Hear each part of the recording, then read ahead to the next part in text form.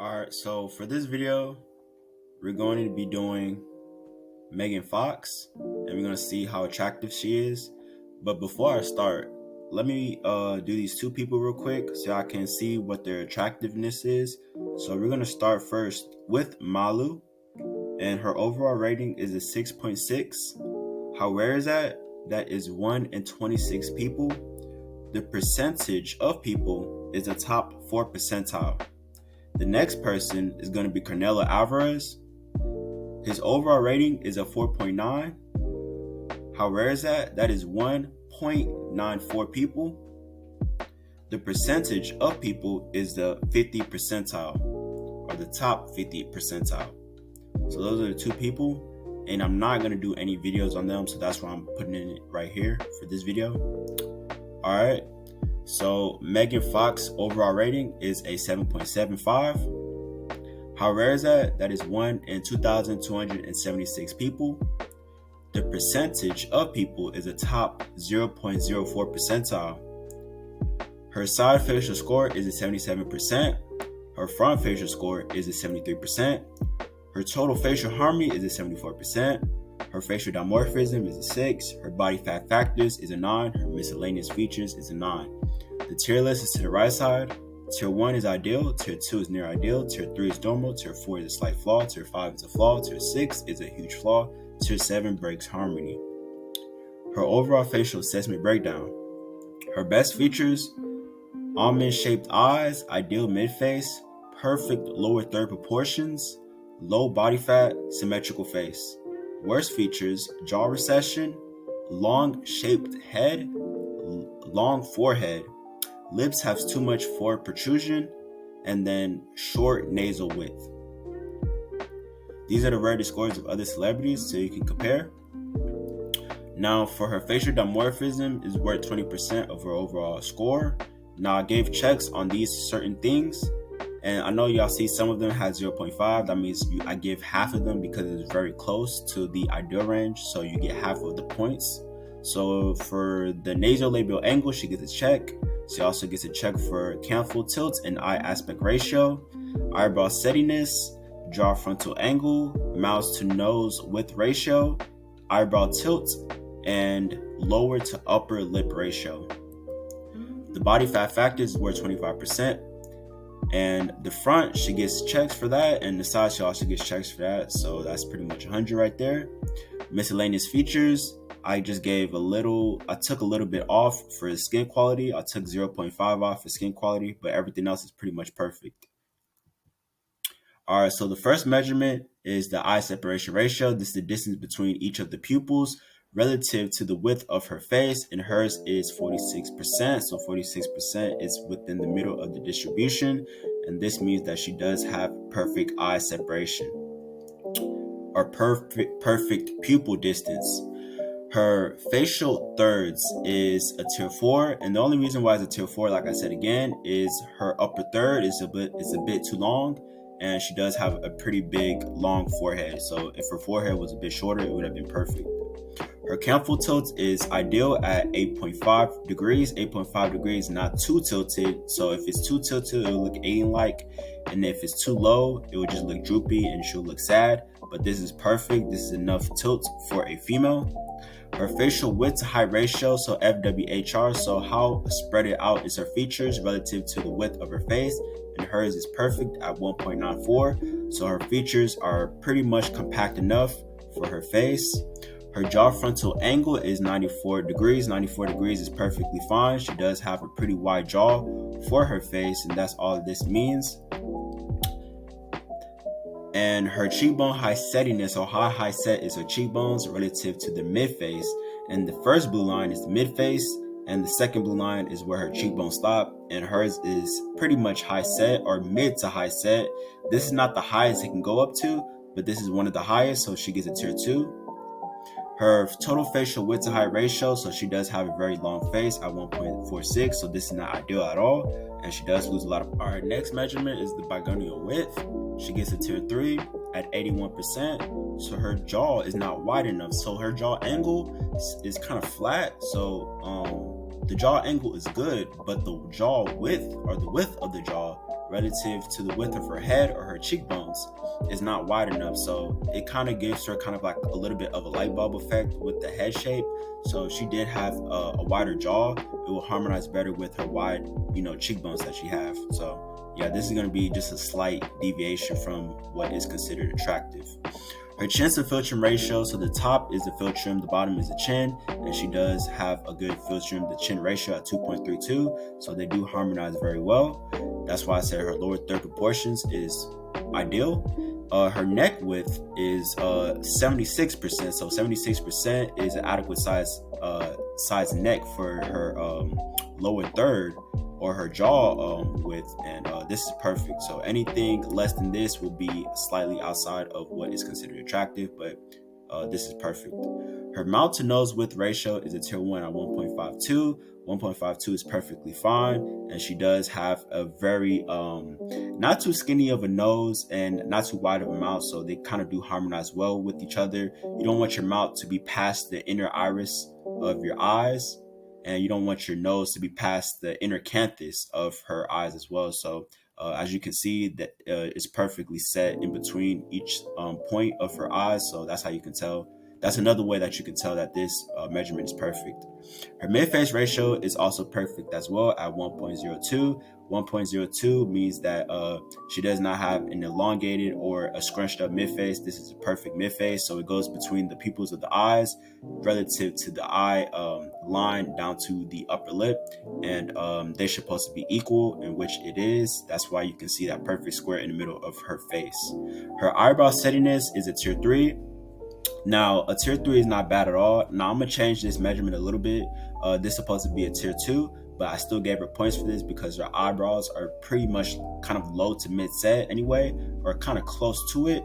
It might appear low to mid set because her eyebrows are tilted a little bit high, but this is kind of close to the ideal range. So don't be fooled by this. It's kind of like it deceives people a little bit, but her eye spacing one with eyes apart is 98%. 98% is ideal, so she does have a good eye spacing. Her eye aspect ratio, she does have almond-shaped eyes, so this is perfect at 3.14. Her lower lip to upper lip ratio is 1.75, so she does have a good lower lip to upper lip ratio. Her upper lip is way smaller than her lower lip, and she does have very full lower lip, so that is perfect. Her deviation from her ipsilateral aliar angle to her jaw frontal angle. So the ipsilateral aliar angle is the angle on the top, and it's the mid-face angle. It goes from the subnasal to the outer edges of her eyes, and her deviation is only 5 degrees. And preferably you want these two measurements to be parallel with each other. Her eyebrow tilt is 20 degrees. This is a little bit too tilted for a woman's eyebrows. Now, she doesn't, get deducted too many points for it. I think I gave her a little bit of points for the sexual dimorphism because it's very close to what is considered ideal, but this is just a little bit too tilted. Her bitemporal width, so the width or her forehead exposure relative to the cheekbones, and hers is 92%. 92% is perfect. Her lower third proportions is 30%. 30% is perfect as well. So her upper portion of her lower third being divided by her whole lower third is only 30%, and 30% is perfectly fine. Her ipsilateral aliar angle, so the angle that I was talking about again, is 89%. 89% is perfectly fine, so that's not too wide of an angle and it's not too narrow of an angle, so that is within the ideal range. So she does have a very good ipsilateral aliar angle, and are harmonized with her jaw frontal angle as well. Her gonial angle is 127 degrees. 127 degrees means that she has a pretty sharp gonial angle for a female, and if this was for a man, this would be a little bit more obtuse, but females tend to have more obtuse gonial angles, and men have more acute or sharper gonial angle, so this is perfectly fine. Her nasofrontal angle is 135. This means that she does have kind of like a slight brow ridge, and that's what you want for a female, so this is perfectly fine. And you don't want it to be too acute, but hers is a little bit more on the higher end. All right, so the next measurement is the mandibular plane angle. Hers is a tier 2 at 27 degrees. 27 degrees means that it is downswung, but downswung within reason, and this is not too downswung to where you get a lot of points deducted or anything like that. Preferably you want it to be almost parallel to the ground. Hers is tilted slightly down just a little bit too much, but this is not too bad though. Her ramus to mandible ratio, so she barely got in. So her ramus is only 59% of her mandible, and anything shorter than this is going to be outside of what is considered attractive. Now, preferably you will want a ramus that's a little bit longer, but for her face, as you can see in the next measurement that I'm going to show you guys, she does have a pretty adequate size ramus for her face, so I can kind of see why this may be harmonized well for her face. But her facial convexity from the glabella, so her facial convexity is a little bit too rounded. With this rounded facial convexity means that it's also gonna alter some of her other facial convexity measurements as well, but preferably you want a facial convexity that's not too rounded like this. So but this is not too big of a flaw or anything like that. Her submental cervical angle is 105 degrees. 105 degrees is perfectly fine. So she does not have any submental fat underneath the jaw, and she does not have a low hyoid, so that is good. Her nasal facial angle is a tier 1 at 36 degrees. 36 degrees is perfectly fine. Any more than this is going to be outside of what's considered attractive, but this measurement determines if your nose and chin harmonize well with each other, and it does not take into account her facial convexity. So I can kind of see why this measurement will harmonize well with each other, or these parts of her face will harmonize well with each other. Her nasal labial angle is a tier 1 at 97 degrees. This determines if you have a downswung or an upturned nose. She does have an upturned nose, and this is good, and that is also feminizing. Her orbital vector is a tier 3, so she does have a neutral orbital vector. Her eyes don't protrude too much, or her eyes are not too deep set. It's kind of neutral, so this is kind of perfectly fine. Her total facial convexity is 142 degrees, so she does have a perfect total facial convexity. I think her nasal protrusion is kind of helping a little bit because her overall facial convexity is a little bit rounded, but her total facial convexity is a little bit of the opposite. So yeah, her nasal protrusion is kind of helping that a little bit though. Her mental labial angle is 107 degrees. 107 degrees is still perfectly fine, just slightly outside of that range. But she does have a little bit of a chin protrusion, but her lower lip is actually the one that is kind of more protrusive, so I can kind of see why that crease is a little bit more on the acute side. Her facial convexity from the nasion is 160 degrees. 160 degrees is perfectly fine, but you do want to have, like I said again, her facial convexity is a little bit more rounded. Now, preferably you do want to have more of a flatter facial convexity. Her facial convexity is just a little bit too rounded on the rounder side, so that's probably going to be one of her biggest flaws on her side facial profile. Now to the nasal projection. Now again, her nose is not too projected, and at 0.5, preferably you want it to be at 0.55. Now this is not too bad, but you do want to have a nose that's a little bit more projected, so it can harmonize well with it. So the nasal width can harmonize well with the nasal bridge. Her nasal width to height projection. Now this determines whether she does have a lengthy nose, which she does have at 0.84. And this measurement right here can also affect the front facial profile. And what I mean the front facial profile, I'm talking about the ipsilateral angle, because the more lengthy your nose is, the better, or the more acute that ipsilateral angle is. So these side measurements can also affect the front measurements as well. Her rictus E-lines for the lip measurements are perfectly fine for her E-line, and preferably you want the bottom lip to be more closer to the line than the upper lip. And as you can see, this is what's going on. The H line, I gave her a tier 3 because her bottom lip actually passes that line. The S line, I gave her a tier 3 again. The bottom lip passes that line. That's what I'm talking about with the lip protrusion. Her bottom lip is just a little bit too protruded. And the bursal line, again, the bottom lip is a little bit too protrusive. They do have the same. Nasal mental angle is 125 degrees. So this is the relationship between the nose and the chin again. And this is excessive from the front. With also, it takes into account her facial convexity as well. And what this tells me right here is that she does have a good relationship between her nose and her chin. So yeah, they do harmonize very, very well. Hergonian to mouth relationship is a tier 1. Now she barely passes this measurement, as you can see, the both lines right there underneath where her mouth is, and this assesses whether you do have an adequate sized jaw for your face. And from this measurement, you can see that she does have an adequate sized jaw for her face because her ramus passes the lip line, and this is perfectly fine. Her recession relative to her Frankfurt plane angle, this is one of her bad measurements, I guess you can say. She is recessed. Now, it's moderate, it's not too crazy or anything like that. Preferably if she did have a longer ramus, or not a ramus, a longer mandible, this measurement would be perfectly fine. Preferably, you want it to line up where the nasion is, and exceptional is where the line or your chin actually passes your glabella. So preferably you want it to pass the nasion and the glabella. And right now she is recessed, so she does have a jaw recession. Her brow ridge inclination angle is 11 degrees. 11 degrees is perfectly fine. It's at the lower end. Preferably you do want to have a forehead that has more of an inclination, preferably, but this would do.